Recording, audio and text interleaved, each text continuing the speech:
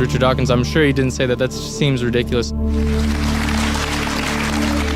The audience reaction confused the normally eloquent professor because he's not used to being the object of laughter. What he didn't realize was he was talking to people who were endowed by their creator with the virtue of common sense. This was just another case where the emperor has no clothes. Someone should tell this man who has deceived millions, "You're talking foolishness." Is that what you believe? I mean, it can't be nothing. We all have to start from some point. But there has to be something that created everything. You just wasn't God. Is that what you're saying? Yeah. It's just evolution, how things became from one organism into many. But that doesn't solve your dilemma of the initial cause. There has to be an initial cause. If there was a big bang in space that from there issued cats and dogs and horses and cows, the sun, the moon, the stars, the seasons, and all this marvel of creation came from a big explosion, what caused the explosion and where do the materials come from the explosion, and why is there such incredible order from the explosion? Every explosion I've heard of creates chaos, not order. That makes sense? Oh, yeah.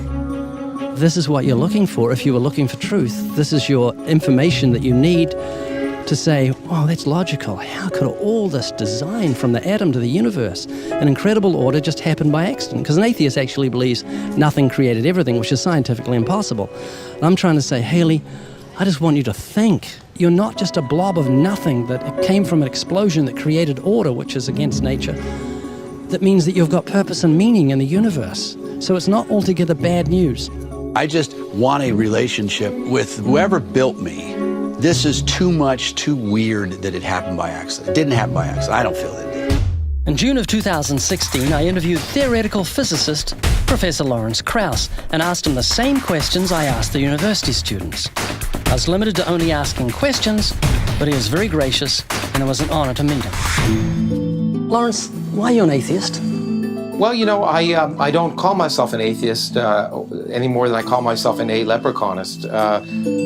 In fact, I don't label myself as ist. The only ist I might use is a scientist. And that's really important to me because as a scientist, I don't accept things without evidence. And there's certainly no evidence for God. And all the stories about the different gods, as there have been thousands of them, all seem equally ridiculous. There's millions. Yeah, probably at least millions. Are you open to evidence?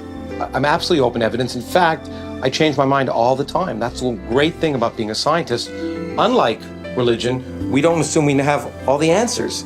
In fact, we ask the questions, and we let nature tell us the answer. I noticed you picked up this book before. Do you believe this book could make itself? Let me give you this scenario. That ink fell on the pages, colored photos just manifest when ink fell out of nowhere.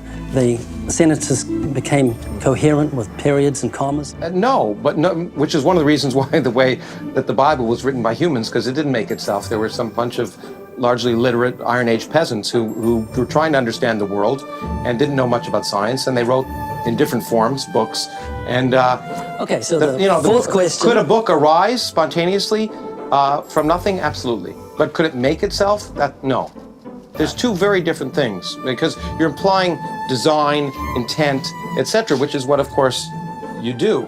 DNA is called the Book of Life. Could DNA make itself? Well, see, that's where the question is ridiculous, because, in fact, DNA doesn't make itself any more than a snowflake makes itself. A snowflake is a beautiful, beautiful thing, and it's assembled by nature. It doesn't make itself. It's the laws of physics and chemistry, polar molecules, that make this incredibly complex, beautiful structure.